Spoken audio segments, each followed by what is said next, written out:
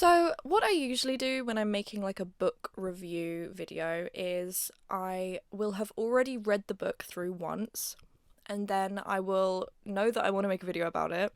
So, I'll read it all the way through again, taking notes and generally writing a little script. And then for the video, I will record that script while kind of flicking through the book and finding passages to read and such. For this book,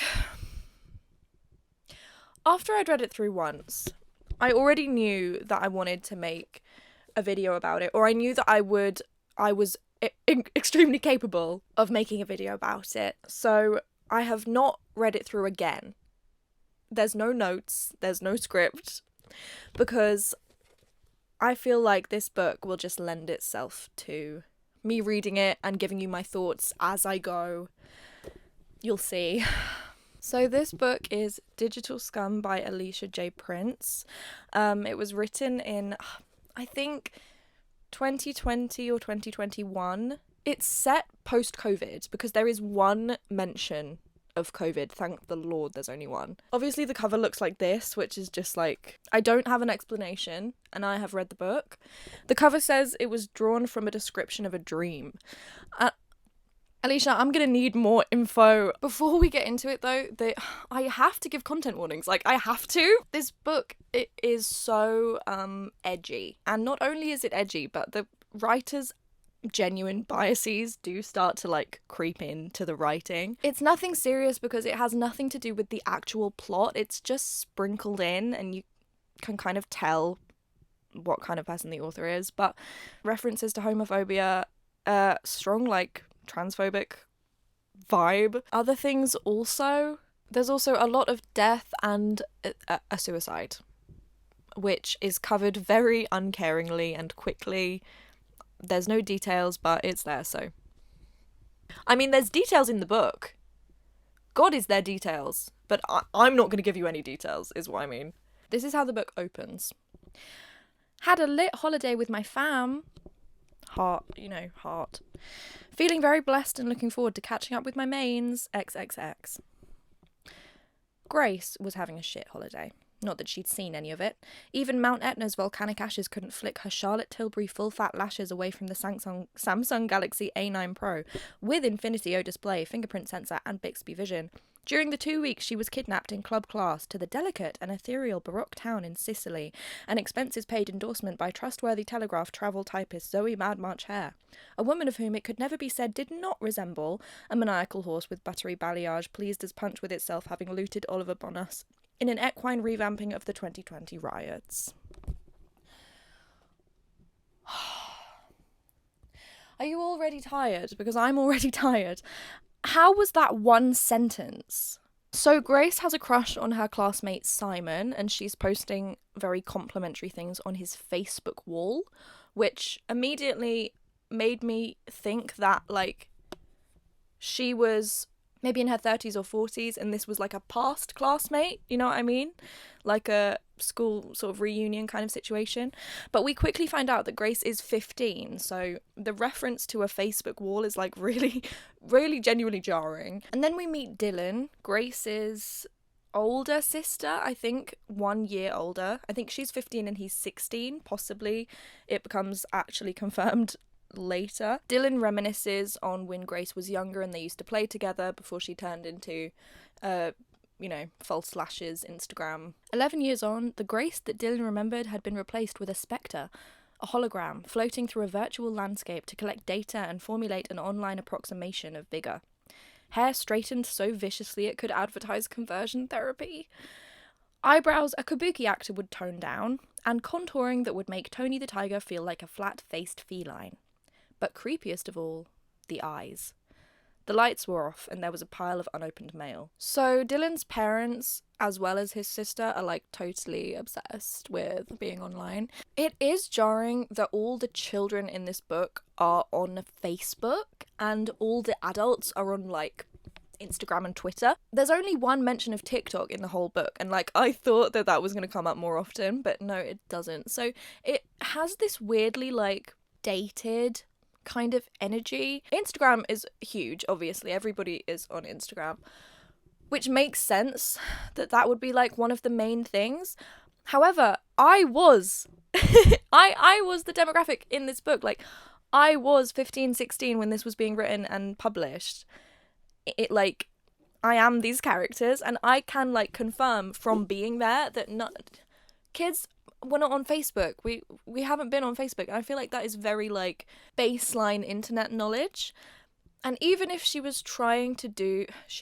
if the author was trying to do like an ironic role reversal kind of thing, as the rest of the book is about the kids rejecting the internet and the adults trying to keep them on it. So, you know, that's a fun role reversal.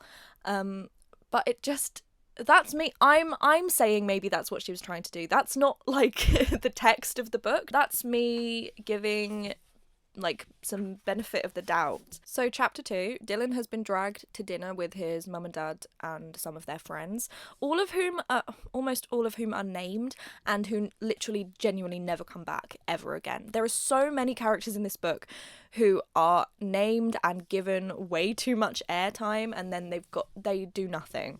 Eleanor was best of a bad job blonde and had a habit of wearing a man's tie to pub outings because someone had once told her she looked like Daryl Hannah in Splash. Coincidentally, she also had a habit of pronouncing minutia "my new tie," which made members of her Shoreditch book club want to strangle her with it. This style of writing can be charming and funny when it's done in a certain way or used sparingly, but I want to make it so abundantly clear that this is what every single sentence of this book is like. Someone's been tangoed.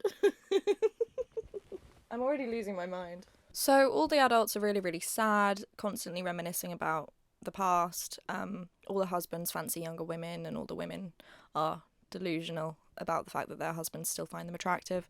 It's a very sad situation. All told from the perspective of Dylan, the 15, 16-year-old son, who's just so much cooler than these people. Which, to be fair, is a pretty 16-year-old thing to think. So the school...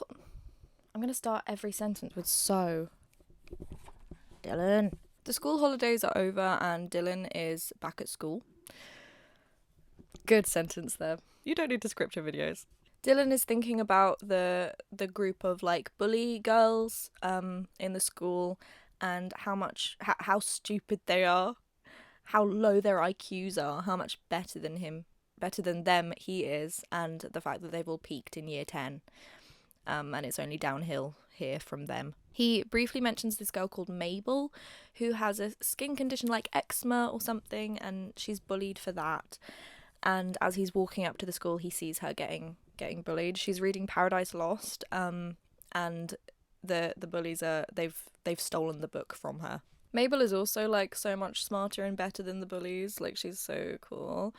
I get wanting to portray bullies as like having low IQ, being less intelligent than the really cool children that they're picking on. They're only picking on them because they're so cool and intellectual and like wise beyond their years. That's not why kids bully. The author does vaguely talk about how some of the kids are joining in just because it's like the acceptable thing to do and it's safer, and that is interesting and very true and very relatable for me. When I was that age and younger, I was a follower, not a leader, and I know there were many occasions where I didn't stop, if not helped, other girls feel isolated. And I was also the girl who was isolated and left out of things, and I don't blame the other girls who went along with that either, because God, being 14 is hard. And I know that is such a light example of bullying. Bullying can be life ruining, but it is interesting that the book mentions that some of the kids are just going along with it because that is like the easy route, and that is very interesting. There are things in this book that are genuinely interesting commentary brought up for like the smallest amount of time you could possibly imagine, and no analysis, there's no message, it's just, this is what happens. Isn't that sad? Haha, how cynical. Everything is presented in like, this is the way the world is now. after all the bullies have got on the bus to go to school, Dylan walks up and asks Mabel if she's okay. She's like, yeah, I'm fine. She's playing it off. But the bullies stole her book and threw it out of the bus window into this, like, abandoned building that has, like, scaffolding on it and stuff. And Dylan climbs into the building to get her book back for her. And while he's in there, he's accosted. He's accosted by a man squatting in the building. Trying to shake life back into his cold, oily hands, Dylan could vaguely make out a homeless man. The U2 1995 tour t-shirt and brazen privilege gave it away, rudely awoken from beneath several issues of London Style magazine. So the squatter is like losing it a bit. He just kind of talks to Dylan for a while and then Dylan leaves. Just kind of escapes the building and gives Mabel her book back. So that was a useless piece of information. Mabel says, "You'd make a good soldier." And Dylan says, "Nah, khaki is so not my colour," he said in what he hoped was comedy camp, mock Gok. The Gok Wan reference in this book from 2021 is like, that's dated. I'm sorry if Gok Wan is still around, like, sorry to Gok. And maybe because I understand that reference, maybe it's acceptable, because I've just realised I'm the same age as these characters, like, in this time period. So maybe, I don't know. Oh, this isn't the start of the day, this is the end of the day. Okay. I don't know if I'm getting really easily confused or if this book is just unclear in its writing. I want to blame the book, but, like, I'm happy to say that I'm getting confused easily. Okay. So chapter 4 begins with, "On the first day back after the holidays." So what we just read was a flashback from before the summer holidays. Great. Thank you so much. I'm no longer happy to blame myself for getting easily confused. This book is written unclearly. There's going to be a special assembly at school and Dylan thinks Mabel has taken her own life, and he turns out to be correct. There are a couple of paragraphs where the book, like, describes how she did it in quite intense detail, sprinkled in with those same, like, edgy nihilistic jokes as the rest of the book. The book talks about how all of the kids who used to bully Mabel are now on the internet being like, "Oh my god, so sad, we're gonna miss you," etc, etc. You know what I mean? Like, someone who must have been 3 gigabytes more upset than the others posted a gif of a unicorn holding a bunch of flowers, then jumping into the air and turning into rainbow dust. Some students had tried to find pictures of themselves with her, but since Mabel was the social equivalent of toxic shock syndrome, there was none to be found. Still, you can't say no to a 16-year-old. Literally, it was banned in 2016 due to fears around the impact of negative reinforcements. Just shut up. I'm 4 chapters into this book and I already want to tell the author, like, just shut up. And that is not a good way to feel when you're reading a book. So Dylan goes for a walk to avoid all of the fanfare around Mabel's death, and he thinks about his best friend Liam, who he was in infant school with. Liam is a traveller, and Dylan's parents were always, like, suspicious of him for that reason, which is sad. Liam's character is interesting because travellers seem to be the only minority that this author is, like, pro on or unwilling to criticise, because the rest of the book has a sort of make fun of everyone equally kind of vibe. Sometimes. But it's very, like, positive about Liam and his family, and Dylan's parents are very obviously in the wrong for, like, being weird about that.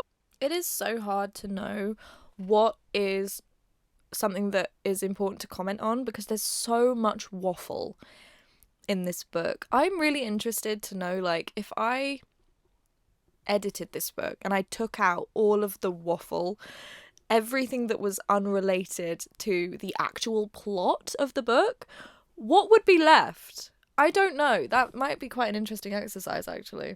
The balance between dialogue and description in this book is also really, really weird. Like, there will be full chapters that have, like, no dialogue in them and only long, rambling descriptions of things that have no bearing on the plot of the book. And other times it'll be, like, 9 solid pages of just dialogue, you know, back and forth dialogue, which also has no plot on the bearing of the book. Dylan goes to the traveller's site and just kind of sits down. Like, I thought he was going to go and talk to his best friend Liam, but he doesn't. Like, as I said, this chapter genuinely has no dialogue in it. It's just a wall of text. But he sits down and thinks about Mabel and kind of mourns, a long paragraph about how stupid the world is, in which the genuine use of the word idiocracy is used, is followed with, he felt strange.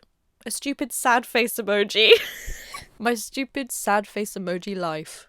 He feels like he should be posting about the fact that he's sad, which is interesting because I also sometimes get that feeling. Like, then he sees another Facebook post from one of his classmates talking about Mabel, and then he goes to sleep and has a nap. Chapter 5 begins with Dylan back at home. Terrorise, threaten, and insult your own useless generation, Malcolm McLaren hissed from the 50-inch wall-mounted flat-screen TV.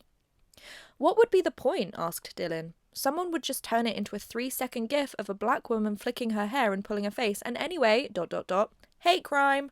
I'm so tweeting that, says this 16-year-old boy's father, perhaps without the race reference.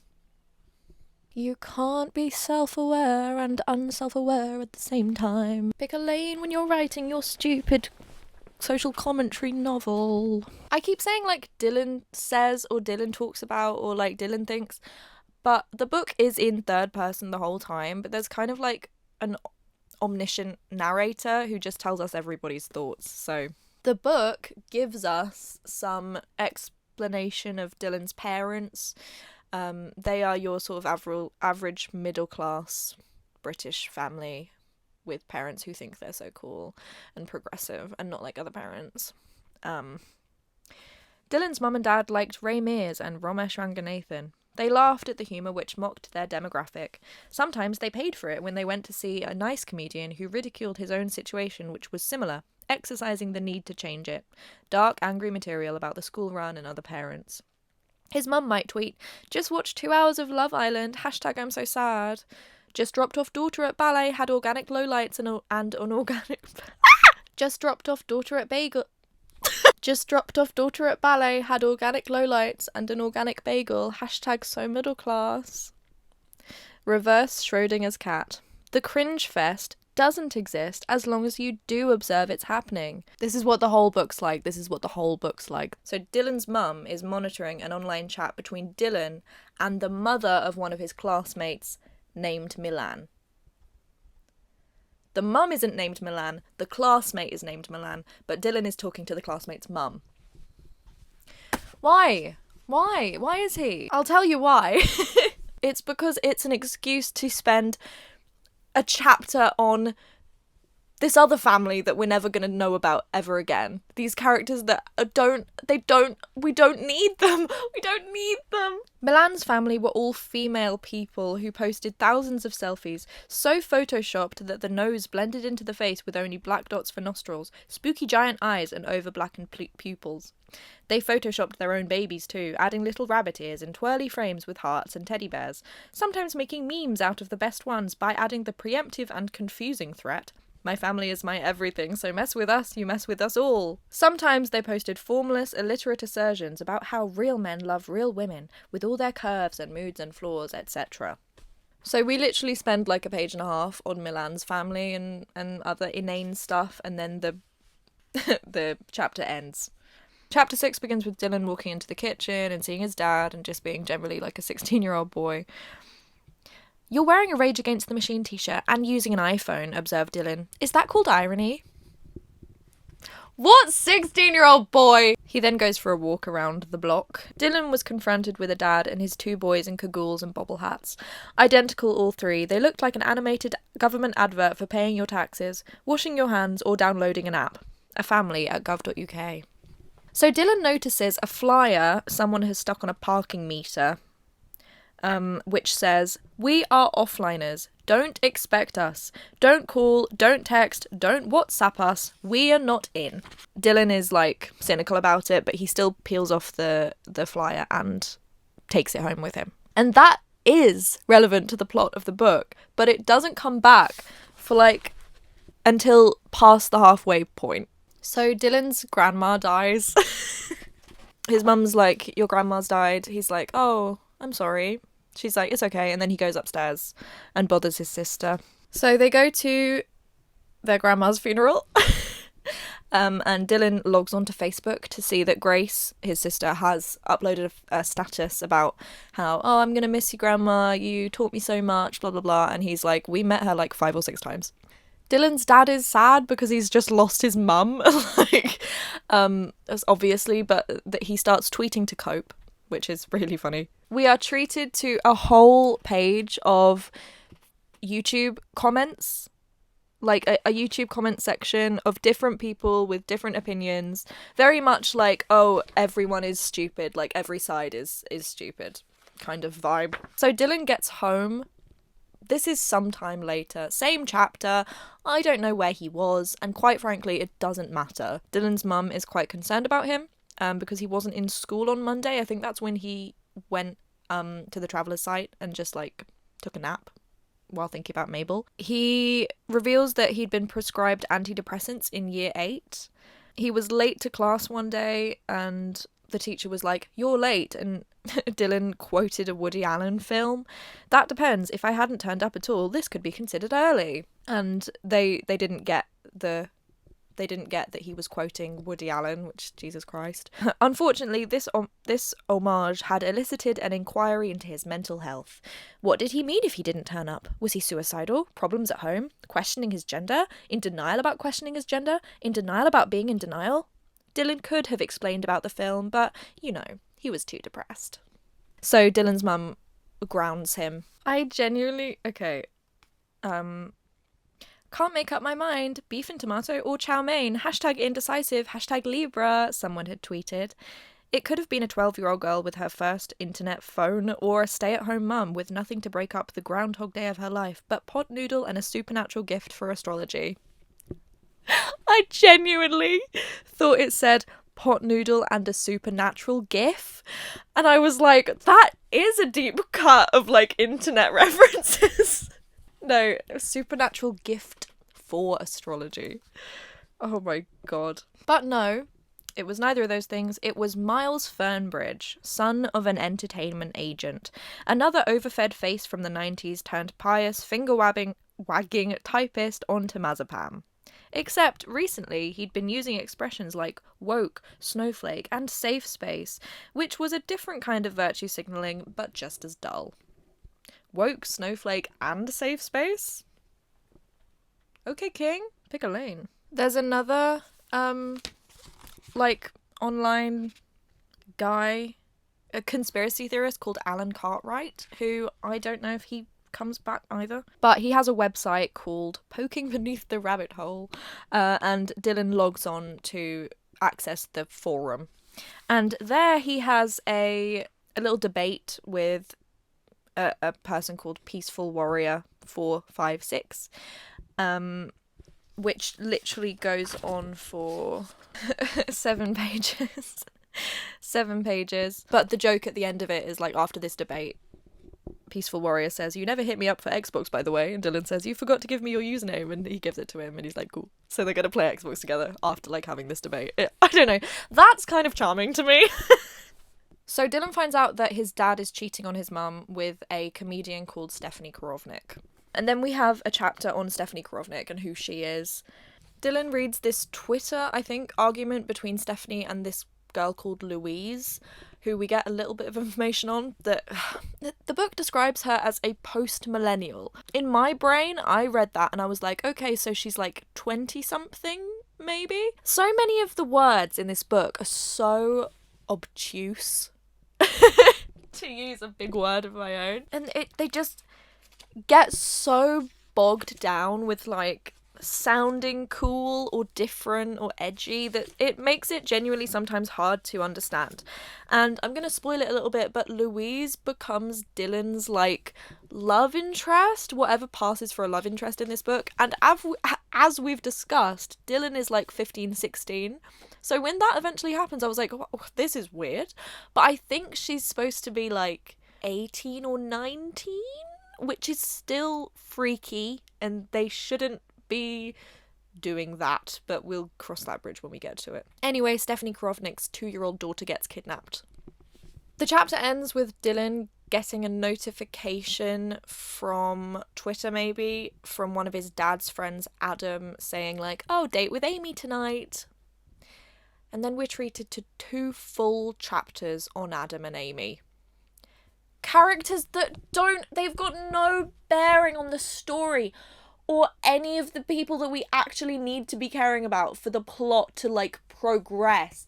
We don't need 2 chapters on these other 2 random characters that we've never heard about before. So I'm not telling you anything that happens in those 2 chapters because it doesn't matter. It genuinely doesn't matter. It's more cynicism about the internet age and, like, just what this whole book is. Chapter 13 begins, Dylan's mum actually did have a job. Not that they needed the money, but she needed to feel active. Actively taking the job of someone who needed one. Hey. So Dylan's mum was supposed to be watching the dog, whose name is Michael Parkinson, but she was too busy tweeting, so the dog died. Yeah. But I thought the vet said to just watch him and, you know, monitor his behaviour and that, said Dylan. Just one of those things, mate. Oh, I know he was your friend, wasn't he? He was a good friend. I'm sorry, mate. Just want to be by myself for a bit, he muttered. That's fine, mate. She reached for her tablet to tweet before his body had turned the corner. Or Son's upset about the dog dying. It helped a lot with his autism and his toxic relationships. Dylan looked at his mum's Twitter account. Apart from finding out he was apparently autistic now, he also found out that she'd been on Twitter for the entire afternoon. She was supposed to be looking after Michael Parkinson. Was it even worth bringing it up? No, it's not worth bringing it up. Nothing in this book is worth bringing up, to be honest. So we spend a couple of chapters with Louise, if you remember her. It turns out she's a sex worker, but she turns up at the wrong apartment. I think she's on the wrong floor or something, and the guy lets her sit down and they have like a chat, and it turns into a debate about like the current state of the world, because every single person in this book is constantly discussing the current state of the world in like that's in that same kind of like cynical manner. Every character sounds exactly the same. Like they have no individual voices. So Dylan is still grounded and he's bored out of his mind, so he decides to call the number on the Offliners flyer that he got ages ago. And by this point we are past the halfway mark, so I was not lying when I said that the plot doesn't actually kick off until this far through the book. Dylan gets directions to the Offliners meeting, and he sneaks out of the house and goes to, I think it's Hounslow, which doesn't matter. There's like a little lake with an island in the middle, and that's where the Offliners are meeting up. It's just like a group of 8 or 9 teenagers milling about, and Dylan's kind of disappointed because he was expecting more than that, but 8 or 9 is like a big number for this kind of operation, to be fair. It's kind of like a group therapy like situation where they're going around the circle and talking about why they've come to the Offliners meeting. They've got a Mr. Happy toy that they like talk, that they can only talk when they're holding it, which I think is funny and kind of cute. Dylan is like really self-conscious about actually admitting any feelings, so he has to climb a tree, at which point he says, I just don't feel alive. I just don't feel alive. And then they're all like, oh my god, shut up. Like, where this is supposed to be a secret location. Why are you shouting? Which is quite funny. There's a boy called Elliot who's like positioning himself as kind of the leader of the group. Keck, said Elliot. Anyone got a charger? Who says Keck anymore? Wondered practically everyone. Of course no one's got a charger, chided Madison. The whole point of this is to not have a charger. Not having a charger would be on the first page of our manifesto if we had one. I think we should, by the way. These Offliner meetings are the most interesting part of the book, like, and the fact that they don't begin until past the halfway mark is so annoying. The idea of a bunch of teenagers deciding to stop using social media, stop being online and just like hang out like this is interesting, and the dynamics between them all, like, they've all got their funny little quirks, and I don't know, I like seeing kids left to their own devices and the way they interact with each other. That's interesting. And it's such a small amount of the book. At the next Offliners event, nearly 40 teenagers turned up.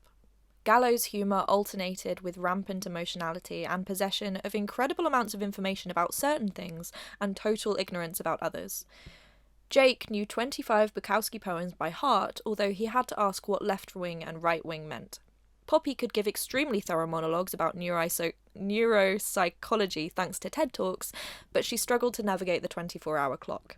Tasmin knew the entire history of the NHS with a computer-like ability to recall names and dates, and yet she was surprised when someone mentioned the French Revolution. This is cute!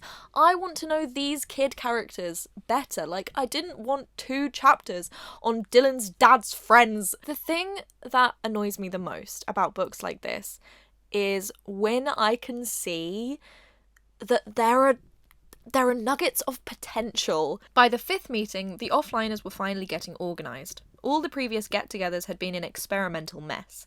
There had been symbolic destruction of phones, symbolic because only cheap ones were destroyed. There had also been taking of drugs, legal highs mostly, as well as some sexual trysts once they got their leg over the whole consent issue. What are you talking about? Of course, these were all the usual young person activities once upon a time, but these post-millennial postators were haunted by an unsatisfactory feeling in the night mist that they needed to be more. That everything had been done before. It was going to be a long, hard road out of 5G hell. I've never heard the word post-millennial. Like, maybe when this was written, the term Gen Z wasn't really, like, a thing yet. You know what I mean? Like, we didn't actually know what we were going to call the generation after millennials. But at the same time, I feel like it definitely was already a thing by this time. Like, I have known what my generation was called for, like, years and years. So I don't know why we keep calling them post-millennials. I renounce the internet, repeated each teenager as they placed one hand on a copy of 1984 and had their other hand slit with a Gillette Fusion 5 by an acolyte called Owen. This is cute. Like, this rings true to me as, like, a group of teenagers doing this and doing what they think they should be doing. Do you know what I mean? Like, oh, let's use a copy of 1984 and let's do, like, a Blood Pact thing. Like, that rings true to me. Like, that's cute. But it has to be surrounded by the rest of this book. So at the 14th offliner meeting, Louise finally turns up, and I think I was wrong earlier. I think she is the same age as Dylan, which raises other questions. Like, either way, it's bad. Whatever age she is, something's bad about it, but I think she is the same age as Dylan. He likes her a lot, he thinks she's cute, and he quickly realises that she's the same Louise that he saw arguing with Stephanie Korovnik on Twitter, and I don't know how he comes to this conclusion. So Louise introduces the idea that they need some kind of income, like the offliners need some income to keep the ball rolling on the offliners. I don't really know why. Okay, so the offliners want to become like a movement. And for that, obviously, they do need some income just so they can do stuff like hire spaces and have uncensored speakers before people lose interest, she says. Her monologue is so crazy, like, and maybe it was on one of the pages that I skipped past, but this is where the first issue of the microchips comes up. And you're just gonna have to ride with me, okay? You're just gonna have to just bear with me. So Louise says, I mean, they're giving the first babies microchips. It's in the paper every day, especially since that stupid comedian's child has gone missing. They're blatantly using it to usher this in. It's not good enough to like George Orwell on Facebook. That doesn't get you off the hook. George Orwell, more like. Box ticked. Carry on. Some people genuinely believe that Western humans reached a peak in the 60s and have been sliding backwards ever since, dumbing down and conforming. Look at our music, our comedy. If there's going to be a revolution, it needs to be a revolution of intelligence. Otherwise, it's stupidity trying to gauge stupidity. We need to make a mark. We need money. We're poorer than church mice. In fact, we owe the church mice money. At least they've got felt slippers. Any ideas? No one monologues like this in real life. Not like, okay, sorry, I'm not one of those people who's like, no one talks like this in real life, because books and movies, they're not real life. People are gonna talk like they're in a book or a movie sometimes. Like, that's just what's gonna happen. I'm not nitpicky like that, but This is egregious. This is so egregious. Dylan gets in a fight with another boy called Andre, kind of defending Louise's honour. And then he goes off to find Louise, who's like walked into the woods somewhere. They have a chat. Dylan like negs her for starting sentences with so, which is why I've been cringing every time I've done it in this video. And then they have sex in the woods. And then they come back and Dylan says that they should blackmail Stephanie Korovnik. Like, they should pretend that they've kidnapped her child and that they want like ransom money or something. And that ends up apparently being a good idea. A while back, Liam, Dylan's best friend, if you remember, had started coming to the Offliners events. Dylan's really happy that Liam's coming to the events. He just like missed him a lot because they didn't go to the same school anymore. Liam is just really cool. He's just really cool. The Offliner events aren't much of a big deal for him because like he wasn't really online in the first place, so nothing much has really changed. He's just a kind of effortlessly cool person. For that reason, he gets out of this story relatively, like, unharmed. Dylan is tasked with calling Stephanie Korovnik, which he does. He uses a voice changer, I think, or he just disguises his voice. Yeah, Dylan tried to deepen his voice. Brilliant. So that is nothing. And asked for £50,000. Unfortunately, Stephanie Korovnik is the worst person ever, and she just does not care. Like, it's implied that she doesn't really even want her daughter back that much because having a missing daughter is like good social currency. Okay, it's not implied that Stephanie doesn't want her daughter back. She's literally like, can you hang on to her for a few more days? I'm having so much great press having a missing daughter.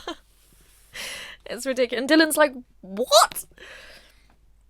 Mind you, the Offliners don't actually have Stephanie Korovnik's child. We have no idea where her 2-year-old daughter is. Like, we actually don't know. She could be dead. So Stephanie Korovnik isn't going to give them the ransom money because she doesn't, like, want her kid back even. So they have to look somewhere else for the money. Dylan's back on the school bus again and the bully girls are yelling and stuff.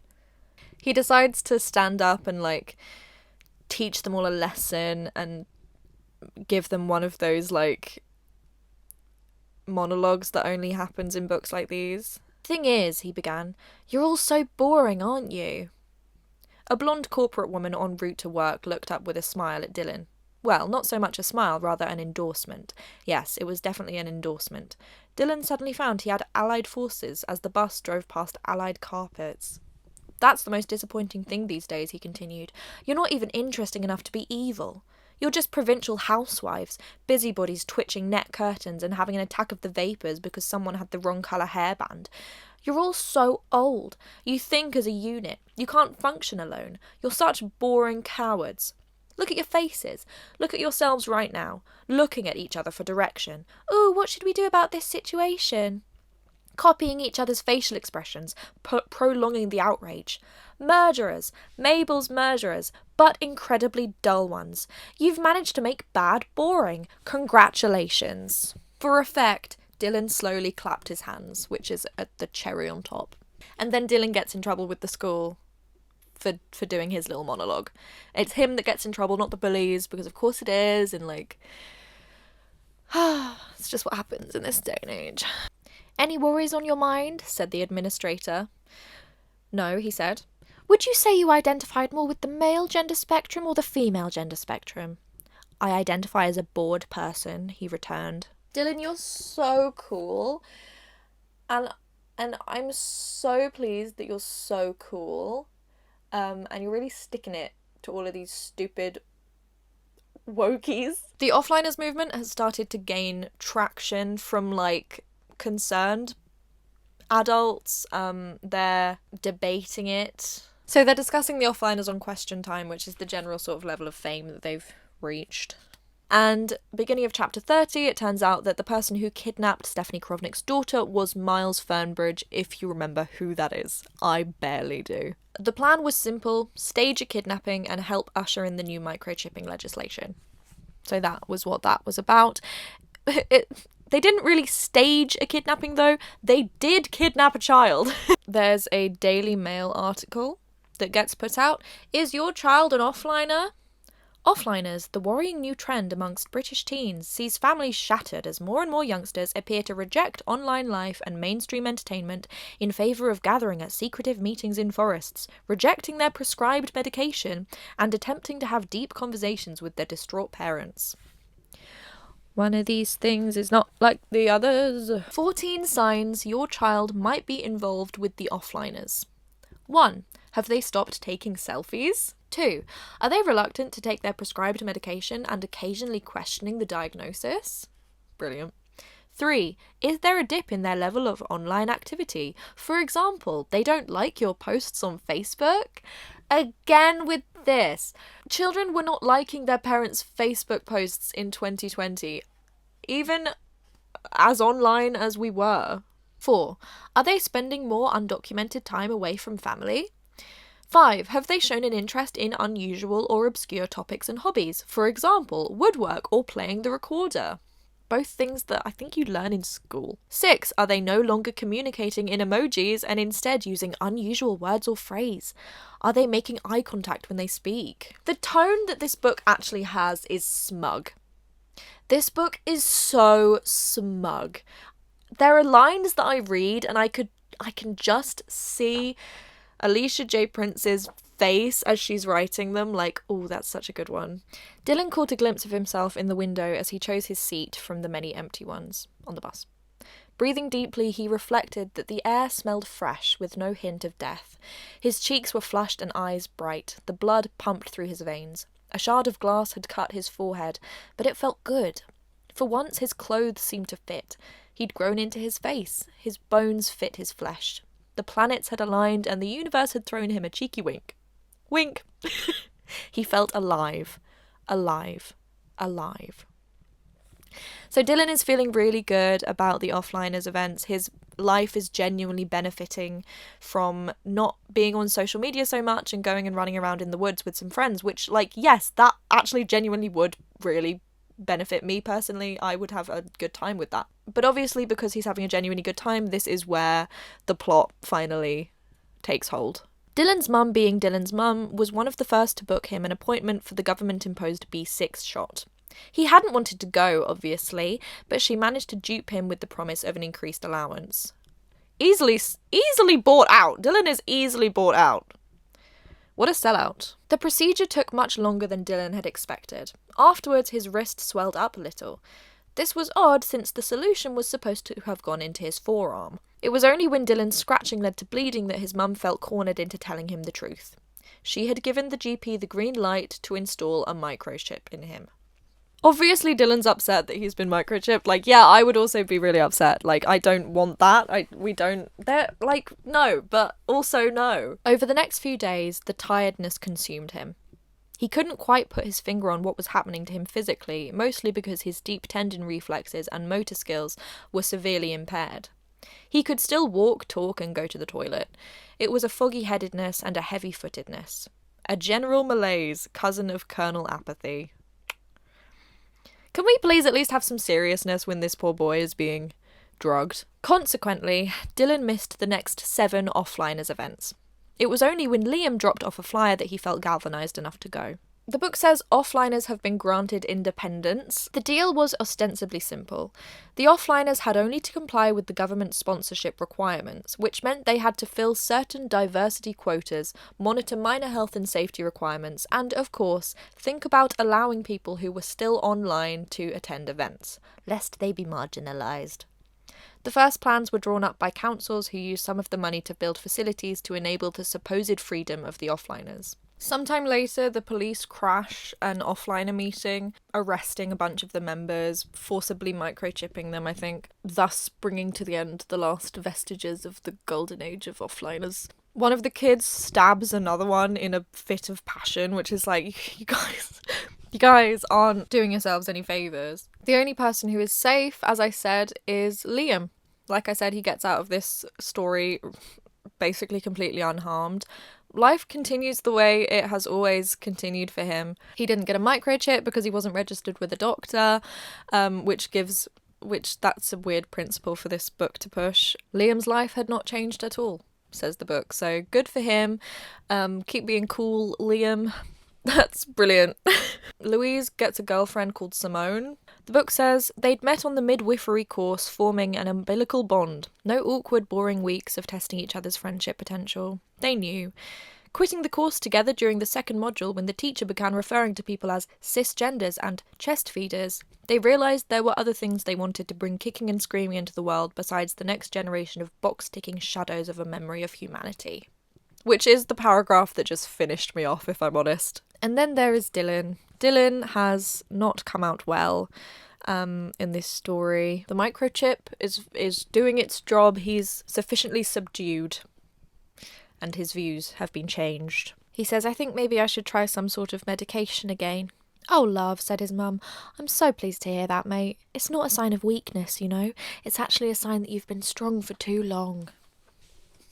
He has this heart-to-heart with his mum before she reveals that she's been live streaming the whole interaction, which is meant to be chilling, and it is.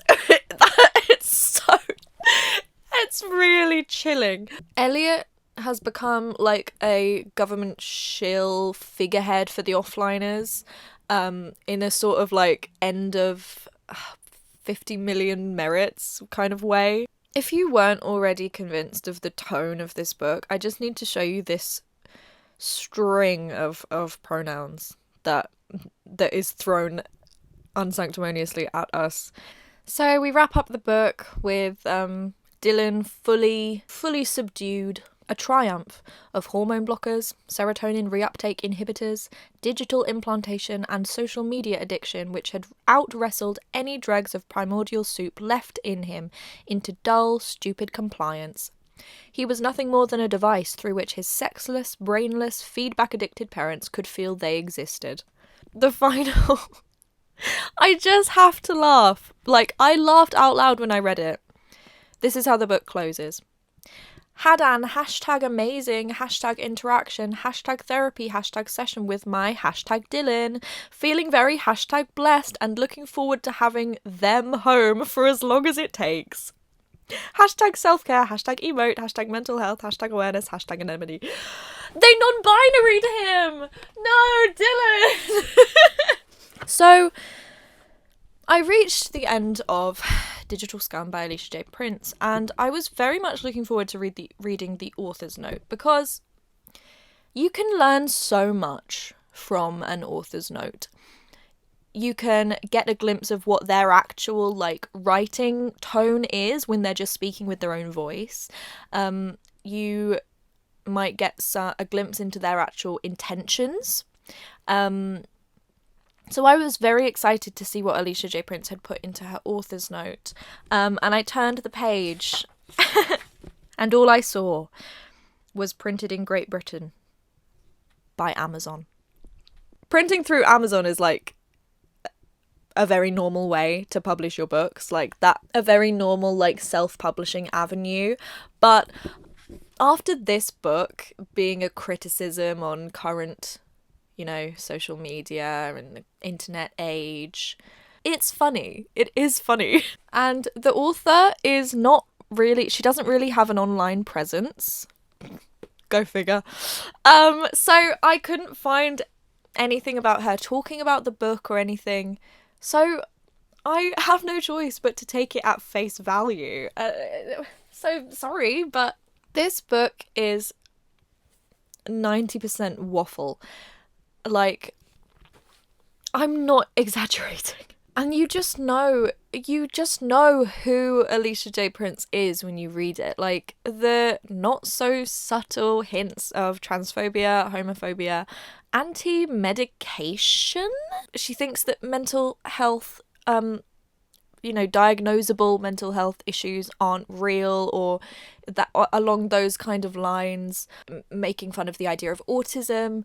Like, none of that really relates to the actual plot at all, which, like, has some potential to be interesting if it came from a place of genuine concern instead of this cynical kind of nihilistic thing that a lot of people with quite bigoted views tend to have. Because their views don't come from a place of genuine concern or genuine love of anything. It's hate down to the core, and that comes through when they write about it. Like, I think art is art. All art is art. All art is valid. The only thing that makes any kind of art questionable to me and leaves a bitter taste in my mouth is when it's written from a place of hate. Like, you can just taste it. You can taste when it's cynicism and hate. It lingers on the words and on the plot of your novel. It just comes through. That is the difference between a sort of dystopian work, which is hard to read because they often handle topics that are heavy, but still feel satisfying and like you've gained something from reading them. And dystopian works like this, which only feel exhausting. Well, thank you for joining me on this journey and letting me talk about this book. If you enjoyed listening to me talking about this book, then possibly you will enjoy some of my other essays that I've written. They're not all about things that I hate, so I promise there is some joy in my videos. They were all published on my other channel, but they are in a playlist on this channel's profile, so you can go find them super easily.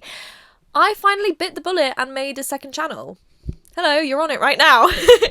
My other channel, Diamond Gamer Videos, DG Videos, has existed since 2015, and since I recently started posting Minecraft videos again, and I've been quite consistent with them, I decided I should probably make another channel for my video essay-ish content. So this is where it's going to live from now on. But yeah, please do check out my other video essays. If you like long form Minecraft content, I'm making that as well on my other channel, so go and check that out too if you want to.